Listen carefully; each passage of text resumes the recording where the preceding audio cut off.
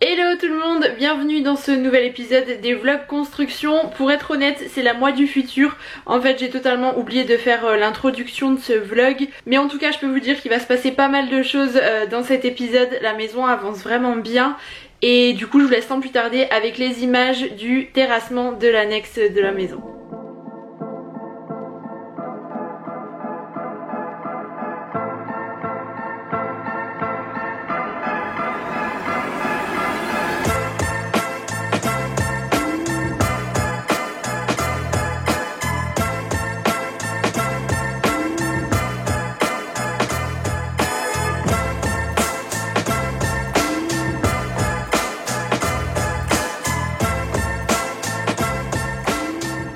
Bon, aujourd'hui c'est une étape super importante sur le chantier puisqu'on a la livraison des menuiseries, donc toutes les fenêtres, la porte de garage et puis par la suite la porte d'entrée qui vont arriver et du coup ils vont commencer à les installer.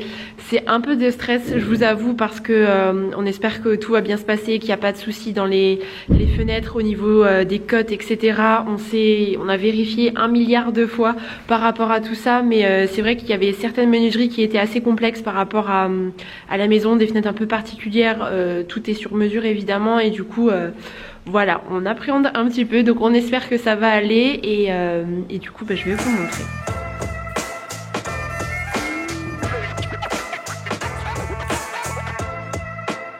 Bon, ça y est, toutes les fenêtres de l'étage sont posées, je reviens 2 jours après, ça a trop bien avancé et je suis vraiment soulagée et contente de notre choix.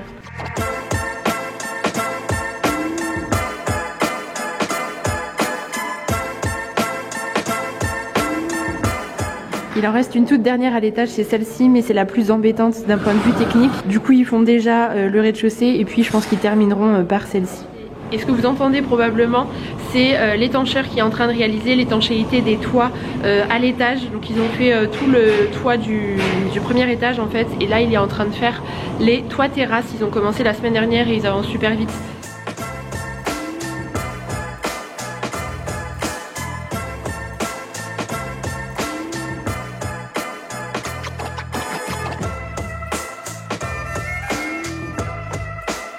Et l'étanchéité du toit quand on fait un toit plat aussi, c'est super important qu'elle soit bien réalisée pour éviter par la suite tous les problèmes avec les infiltrations, etc. Et voilà, là on est ravis, donc pour l'instant c'est plutôt cool. Côté annexe du coup, ça a bien avancé aussi, enfin je continue d'appeler ça l'annexe parce qu'initialement ça devait être séparé de la maison, mais c'est totalement rattaché, vous l'aurez compris du coup. Donc là ils ont monté tout le vide sanitaire, la dalle a été coulée, mon chéri a tiré toutes les gaines aussi pour l'électricité, les arrivées d'eau par là-bas puisqu'on aura une petite salle de bain avec un toilette, vous savez. Donc du coup c'est plutôt cool. Maintenant ils vont commencer à monter les agglos et ça sera la toute dernière étape de la maçonnerie pour la maison. Quand ça sera fini, du coup tout sera terminé. On a tracé aussi toutes les cloisons au sol pour se rendre un petit peu mieux compte de l'espace et comment étaient réparties les différentes pièces. Et comme ça mon chéri va pouvoir faire les carottages le week-end prochain pour préparer toutes les évacuations, etc. Bon, aujourd'hui on est en mission salle de bain, il faut qu'on aille prospecter un petit peu de ce côté là. Je ne sais pas si tout sera en stock ou si y a un délai en fait pour pouvoir commander, donc c'est pour ça qu'on préfère s'y prendre maintenant.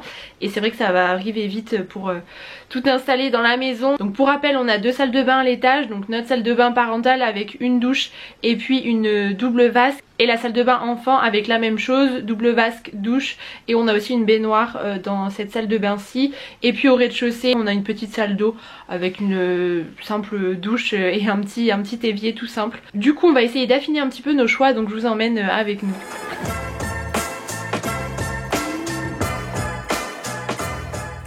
Bon, dans l'idée pour la salle de bain enfant, on aimerait bien une baignoire îlot comme ça, avec la robinetterie encastrée mais en laiton doré du coup, qu'on placerait sur le mur, et un carrelage en beige mat peut-être, enfin, des carrelages rectangulaires posés de manière verticale pour protéger quand même de l'eau évidemment. Bon, je vous fais un petit point de l'avancée du chantier. Du coup, l'annexe a bien poussé, comme vous pouvez le voir. Donc il y a l'étanchéité qui a été faite, mon chéri a posé l'isolant et puis le drain. en fait qui est tout autour de l'annexe ici. Et du coup les maçons ont commencé à monter les agglos. Ici on aura une porte d'accès et là ça sera une fenêtre qui va de haut en bas pour apporter un petit peu de lumière dans cette pièce qui, je vous le rappelle, sera en théorie la salle de sport. Là, je me trouve de l'autre côté, ça c'est la fenêtre dont je vous parlais tout à l'heure, donc ça sera la petite salle de sport qui fait 12 mètres carrés je crois. Ici on aura le toilette avec une petite salle d'eau et ici ça sera une espèce de terrasse en fait qui donnera sur une partie du jardin et puis la piscine. J'en profite pour vous montrer les menuiseries aussi vues de l'extérieur, donc qui ont été posées, donc la garage, la salle de jeu et puis l'étage. Je vous l'avais montré. Malheureusement, il y a un souci pour les deux fenêtres du rez-de-chaussée, les deux plus grandes, celle donc cette grande baie vitrée là de la salle à manger, de la cuisine, et puis celle qui est dans le salon. Il y a eu un petit souci au niveau de la fabrication à l'usine. Au niveau du châssis, en fait, l'usine s'est trompée par rapport à l'ouverture de la fenêtre. Enfin voilà, on va pas rentrer dans les points techniques, on s'en fiche un peu. Du coup, on a 3 semaines de délai, donc voilà, là il doit rester une dizaine de jours. C'est pas bien grave, on aurait aimé que la maison soit fermée d'un seul coup, mais bon, on va patienter encore un petit peu, mais ça fait partie un peu des aléas.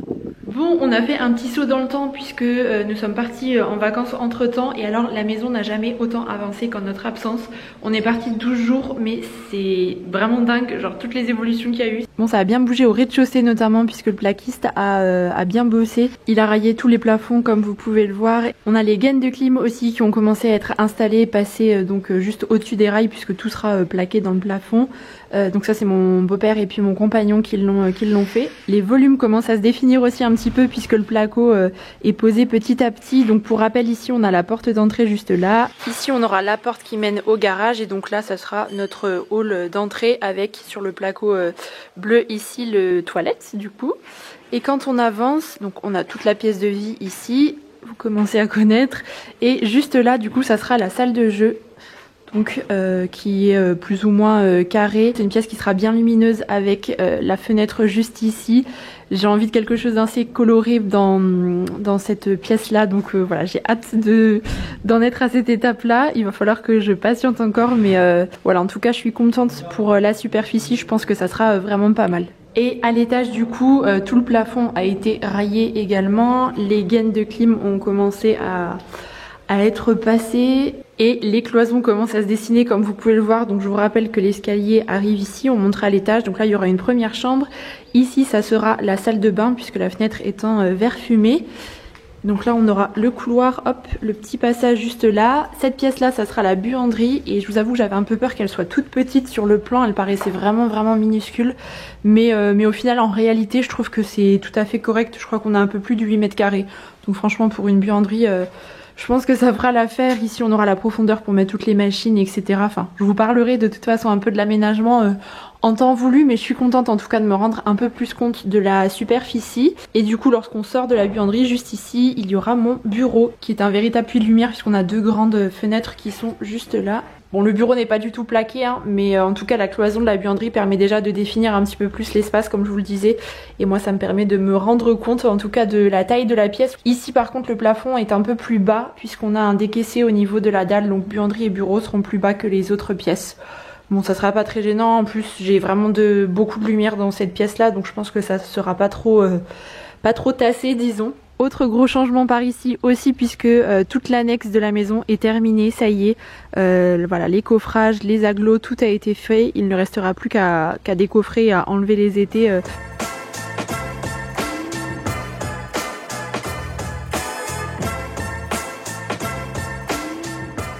Bon, aujourd'hui la porte d'entrée va nous être livrée et elle va être posée.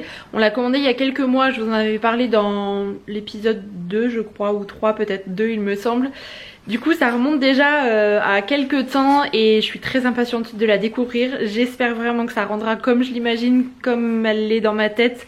Et j'espère que je serai pas déçue, c'est quand même voilà, la première chose qu'on voit quand on va entrer dans la maison. J'avoue que j'appréhende un petit peu, donc on se met en route pour le chantier et je vous montre tout ça. Trop belle. Ils ont gardé la protection. Donc on est parti sur une porte de la marque Pirnard en bois. C'était vraiment cette marque là qui proposait le bois que l'on souhaitait. C'est une porte qui est totalement en chêne. Vous avez peut-être trouvé étrange ces deux petites parties métalliques. Ce sont simplement les systèmes de fixation de la barre de tirage, vous savez. Mais en fait, les poseurs ne l'ont pas posé. On a dit que c'était pas la peine, puisqu'en fait, on va protéger totalement la porte pour éviter de l'abîmer, puisque le chantier est loin d'être terminé. Mais il fallait quand même qu'elle soit posée pour qu'on puisse fermer totalement la maison. Mais ensuite, on va vraiment la protéger comme il faut. Donc voilà, par-dessus, ensuite, on aura la barre de tirage.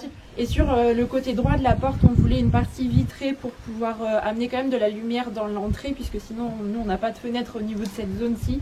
Et on voulait quand même que ça soit assez lumineux. En tout cas, je suis vraiment soulagée et ravie de notre choix.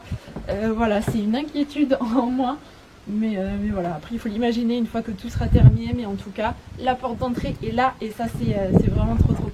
Et du coup, voilà ce que donne la porte une fois fermée vue de l'extérieur. Mais je trouve que ça ressort vraiment pas bien en caméra. C'est un peu jaune alors que le bois est beaucoup plus joli en réalité. Comme je vous l'ai dit tout à l'heure, il manque la barre de fixation et de tirage juste ici. Mais ça y est, on a une véritable entrée maintenant. Aussi, toute l'étanchéité des différents toits a été effectuée. Ça c'est vraiment totalement terminé. Il y a l'étancheur qui a aussi mis les cailloux, donc ils sont venus avec un gros camion, les big bags, pour pouvoir remplir vraiment tous les toits avec les cailloux. Il restera juste le toit de l'annexe, mais là ça va être fait dans les prochains jours. Donc ça aussi c'est une bonne chose de faite. Et pour toute cette partie, donc l'étanchéité des toits terrasses, on est passé par HL Étanchéité. Ils sont basés à Pierrevillers en Moselle et franchement on en a été totalement ravis. Je peux vivement vous les recommander si jamais vous avez besoin d'un contact dans ce corps de métier là. Ils ont été très pro, très sérieux. Nous en tout cas on en est vraiment ravis. Bon, je suis à l'étage, ça résonne un petit peu du coup. Je voulais faire un point par rapport aux menuiseries, donc toutes les fenêtres et les portes extérieures de la maison. Il faut savoir que ça a été quand même assez complexe quand on a débuté un peu nos recherches il y a plusieurs mois maintenant, ça remonte.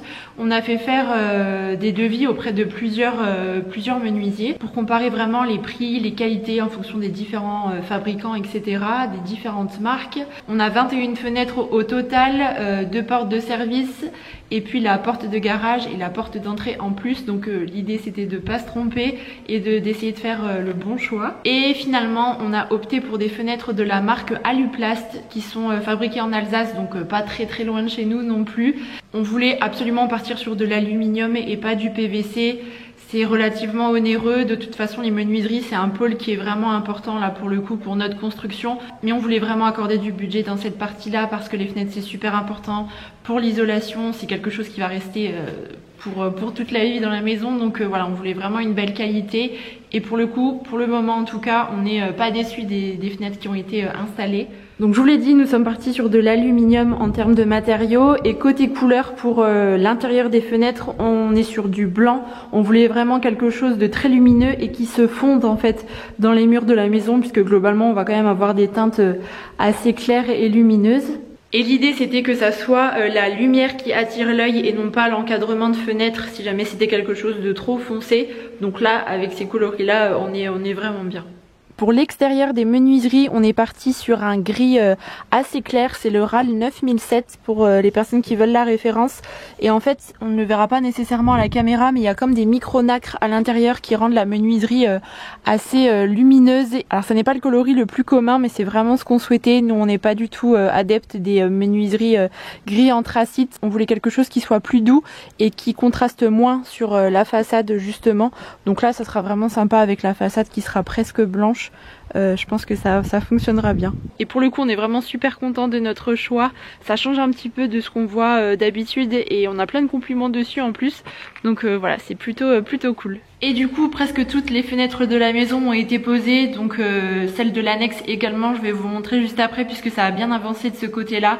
Par contre il nous reste toujours les 3 plus grandes fenêtres, les fenêtres principales de la maison qui ne sont pas encore posées. Malheureusement ça a pris du retard, il y a eu des soucis, je vous en avais un petit peu parlé plus tôt dans le vlog au niveau de la fabrication. La vitre de la grande baie vitrée de la cuisine était fissurée, du coup ça décale un petit peu tout ça. Du coup on était un petit peu déçus par rapport à ça puisque les poses ont commencé le 14 mars et c'est vrai qu'on pensait que ça allait un petit peu plus vite, mais bref c'est pas très grave.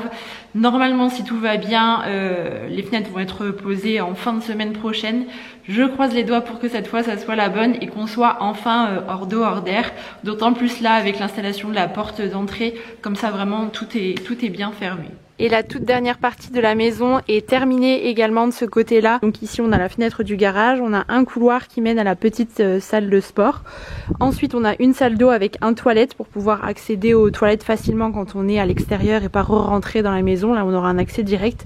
Et ici cette porte de service, là une porte grise, mènera à un petit local où on mettra tout ce qui est tondeuse à gazon, ce genre de truc vous voyez qu'on doit avoir à portée de main et qu'on peut pas stocker dans le garage parce que c'est pas très pratique. Du coup toutes les menuiseries ont également été installées de ce côté-là, donc une porte par ici. Juste là, on a deux portes-fenêtres, donc ici une simple et là une double qui mèneront directement à l'extérieur et ça va du coup apporter de la lumière de ce côté-là. Et du coup, je vais rentrer à l'intérieur pour vous montrer un petit peu.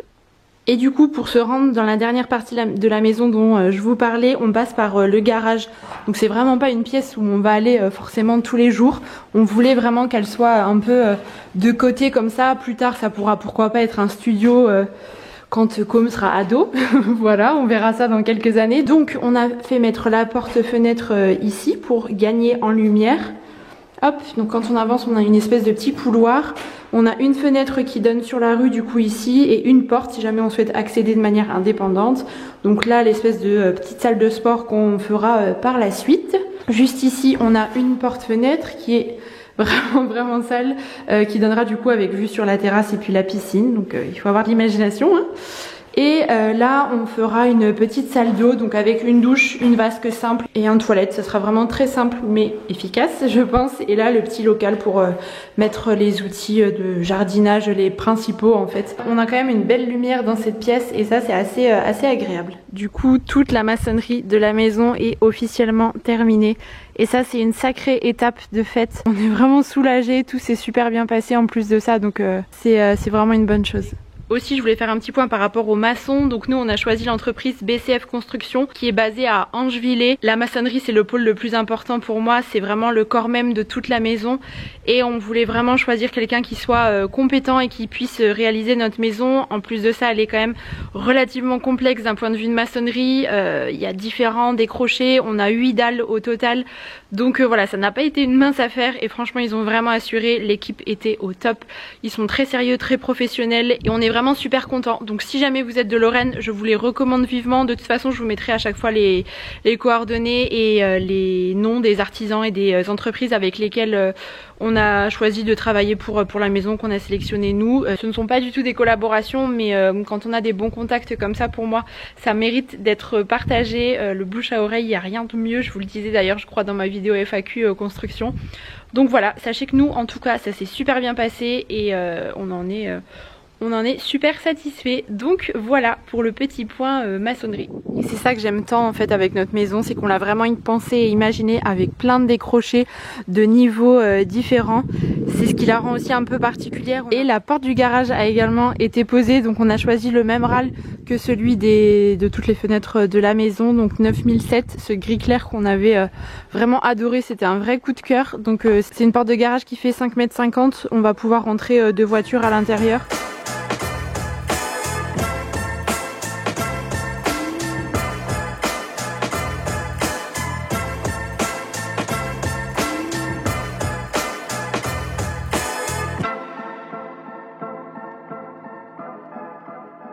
Et ça y est, on a eu des nouvelles par rapport aux dernières menuiseries qui doivent être posées. Donc les 3 grandes fenêtres principales de la maison. Donc celle de la cuisine, la grande de l'escalier juste là-haut et celle qui se trouve derrière moi par là-bas. Elles vont être posées vendredi et samedi de cette semaine si tout va bien. Et en fait, je vais pas attendre que ça se fasse pour terminer le vlog parce qu'à chaque fois, il y a eu du retard. J'attendais là-dessus, la vidéo est décalée et au bout d'un moment, j'ai quand même envie de vous poster ce vlog parce que je l'ai commencé il y a un petit bout de temps. Donc du coup, ce que je vous propose, c'est que je vous montrerai ça dans le prochain vlog et je pense que je vous montrerai un aperçu en avant-première sur Instagram, donc n'hésitez pas à me rejoindre. Mon pseudo c'est aussi les bonheurs de Camille si jamais vous voulez voir ça en avance, mais j'ai trop hâte. Ces fenêtres sont vraiment les pièces maîtresses de la maison, on les a tellement imaginées, on a tellement réfléchi à leur sujet que J'ai hâte de les voir poser. J'espère que ce 5e épisode des vlogs construction vous aura plu. Je trouve qu'il est quand même assez complet. On a eu de super belles avancées. Ça commence bien à bouger. Le placo va vraiment avancer de manière un peu plus intense à partir de la semaine prochaine. Donc voilà, ça va bien bouger aussi. Si cette vidéo vous a plu, n'hésitez pas à mettre un pouce en l'air. Et puis je vous dis à très bientôt pour de prochaines aventures. Je vous embrasse.